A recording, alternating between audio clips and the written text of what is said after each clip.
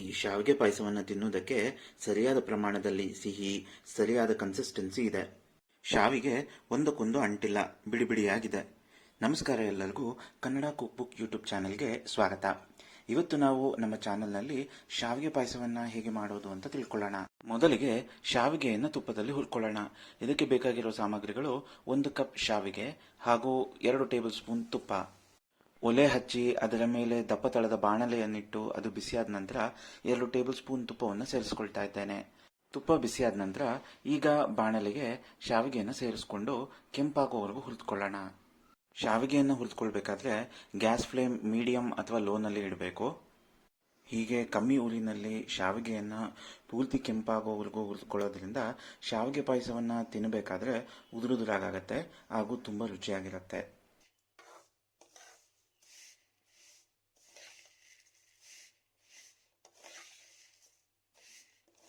ಹೀಗೆ ಶಾವಿಗೆಯನ್ನು ಪೂರ್ತಿ ಕೆಂಪಾಗುವವರೆಗೂ ಹುರಿದುಕೊಂಡು gas ಫ್ಲೇಮನ್ನು of ಮಾಡಿ ಅದನ್ನು ಸೈಡ್ನಲ್ಲಿ ಎತ್ತಿಟ್ಕೊಳ್ಳೋಣ. ಶಾವಿಗೆ ಪಾಯಸವನ್ನು ಮಾಡ್ಕೊಳ್ಳಿಕ್ಕೆ ಬೇಕಾಗಿರುವ ಸಾಮಗ್ರಿಗಳು: ಅರ್ಧ ಬೌಲ್ ಶಾವಿಗೆ ಹುರಿದದ್ದು, 2 ಬೌಲ್ ಫುಲ್ ಫ್ಯಾಟ್ ಹಾಲು 10 ನಿಮಿಷ ಸಣ್ಣ ಊರಿನಲ್ಲಿ ಕಾಯಿಸಿದ್ದು, 1/4 ಟೀ ಸ್ಪೂನ್ ಏಲಕ್ಕಿ ಪುಡಿ, 1 ಟೇಬಲ್ ಸ್ಪೂನ್ ಒಣದ್ರಾಕ್ಷಿ, 1 ಟೇಬಲ್ ಸ್ಪೂನ್ ಗೋಡಂಬಿ ಸಣ್ಣಗೆ ಹೆಚ್ಚಿದ್ದು, 1 ಟೇಬಲ್ ಸ್ಪೂನ್ ಬಾದಾಮಿ ಸಣ್ಣಗೆ ಹೆಚ್ಚಿದ್ದು, 1 ಟೇಬಲ್ ಸ್ಪೂನ್ ತುಪ್ಪ, 2 ಟೇಬಲ್ ಸ್ಪೂನ್ ಬಾದಾಮಿ ಪೌಡರ್, ಅರ್ಧ ಬೌಲ್ ಸಕ್ಕರೆ ಹಾಗೂ ಬೆಲ್ಲ.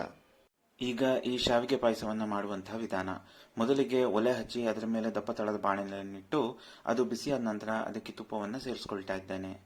ತುಪ್ಪ ಬಿಸಿಯಾದ ನಂತರ ಹೆಚ್ಚಿಟ್ಟುಕೊಂಡ ಬಾದಾಮಿ ಹಾಗೂ ಗೋಡಂಬಿಯನ್ನು ಸೇರಿಸಿ ಕೆಂಪಾಗುವವರೆಗೂ ಹುರಿದುಕೊಂಡು, ಅದು ಕೆಂಪಾದ ನಂತರ ದ್ರಾಕ್ಷಿಯನ್ನು ಸೇರಿಸಿ ಅದು ಉಬ್ಬುವವರೆಗೂ ನಾವು ಹುರಿದುಕೊಳ್ಬೇಕಾಗತ್ತೆ. ಹೀಗೆ ಹುರಿದಿಟ್ಕೊಂಡಿದ್ದನ್ನು ಸೈಡ್ನಲ್ಲಿ ಇಟ್ಕೊಳ್ಳೋಣ. ಈಗ ಒಲೆ ಹಚ್ಚಿ ಅದರ ಮೇಲೆ ಕಾಯಿಸಿದಂಥ ಹಾಲನ್ನು ತಗೊಂಡು ಅದಕ್ಕೆ ಎತ್ತಿಟ್ಟುಕೊಂಡ ಸಕ್ಕರೆ ಹಾಗೂ ಬೆಲ್ಲವನ್ನು ಸೇರಿಸ್ಕೊಂಡು ಕರಗಿಸ್ಕೊಳ್ಳೋಣ. ಹೀಗೆ ಕರಗಿಸ್ಕೊಳ್ಬೇಕಾದ್ರೆ ಗ್ಯಾಸ್ ಫ್ಲೇಮನ್ನು ಲೋನಲ್ಲಿ ಇಡಬೇಕಾಗತ್ತೆ. ಹೀಗೆ ಕಲಿಸ್ತಾ ನಾವು ಸಕ್ಕರೆ ಮತ್ತು ಬೆಲ್ಲವನ್ನು ಕರಗಿಸ್ಕೊಳ್ಬೇಕಾಗತ್ತೆ. ಸಕ್ಕರೆ ಹಾಗೂ ಬೆಲ್ಲ ಕರಗಿ ಹಾಲು ಒಂದು ಕುದಿ ಬಂದ ನಂತರ ಹುರಿದಿಟ್ಟುಕೊಂಡ ಶಾವಿಗೆಯನ್ನು ಹಾಲಿಗೆ ಸೇರಿಸ್ಕೊಳ್ಳೋಣ. ಶಾವಿಗೆಯನ್ನು ಸೇರಿಸ್ಕೊಂಡ ನಂತರ ಗ್ಯಾಸ್ ಫ್ಲೇಮನ್ನು ಮೀಡಿಯಂ ಮಾಡಿ ಕಲಿಸ್ಕೊಳ್ತಾ ಶಾವಿಗೆಯನ್ನು ಬೇಯಿಸ್ಕೊಳ್ಬೇಕಾಗತ್ತೆ. ನೆನಪಿಡಿ, ಶಾವಿಗೆಯನ್ನು ಸೇರಿಸಿದ ನಂತರ ಬಿಡದೆ ನಾವು ಹಾಲು ಹಾಗೂ ಶಾವಿಗೆಯನ್ನು ಕಲಿಸ್ಕೊಳ್ಬೇಕಾಗತ್ತೆ. ಇಲ್ಲವಾದಲ್ಲಿ ಶಾವಿಗೆ ತಳ ಹಿಡಬಹುದು ಅಥವಾ ಉಂಡೆ ಕಟ್ಟಬಹುದು. ಈ ಸಮಯದಲ್ಲಿ ಹಾಲಿಗೆ ನಾವು ಏಲಕ್ಕಿ ಪುಡಿಯನ್ನು ಸೇರಿಸ್ಕೊಳ್ಳೋಣ. ಏಲಕ್ಕಿ ಪುಡಿಯನ್ನು ಸೇರಿಸಿ ಪೂರ್ತಿಯಾಗಿ ಕಲಿಸ್ಕೊಂಡ ನಂತರ ಹಾಲಿನೊಂದಿಗೆ ನಾವು ಬಾದಾಮಿ ಪೌಡರ್ ಅನ್ನು ಸೇರಿಸ್ಕೊಳ್ಬೇಕಾಗತ್ತೆ. ಬಾದಾಮಿ ಪುಡಿಯನ್ನು ಸೇರಿಸಿ ಅದು ಸ್ವಲ್ಪವೂ ಗಂಟು ಕಟ್ಟದೆ ಕಲಿಸ್ಕೊಳ್ಬೇಕು.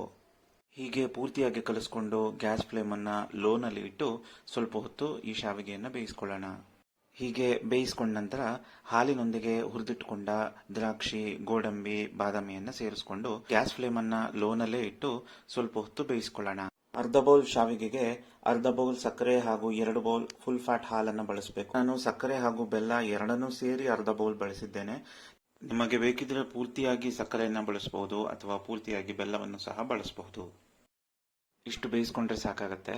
ಗ್ಯಾಸ್ ಫ್ಲೇಮನ್ನು ಆಫ್ ಮಾಡಿ ಇಟ್ಟ ನಂತರ ಪಾಯಸ ಇನ್ನೂ ಗಟ್ಟಿಯಾಗತ್ತೆ ಅನ್ನೋದು ನೆನಪಿನಲ್ಲಿಡಿ. ಇದೇ ತರಹದ ಟೇಸ್ಟಿ ರೆಸಿಪಿಗಳಿಗಾಗಿ ಕನ್ನಡ ಕುಕ್ ಬುಕ್ ಯೂಟ್ಯೂಬ್ ಚಾನಲನ್ನು ಸಬ್ಸ್ಕ್ರೈಬ್ ಮಾಡಿಕೊಳ್ಳಿ. ಧನ್ಯವಾದಗಳು.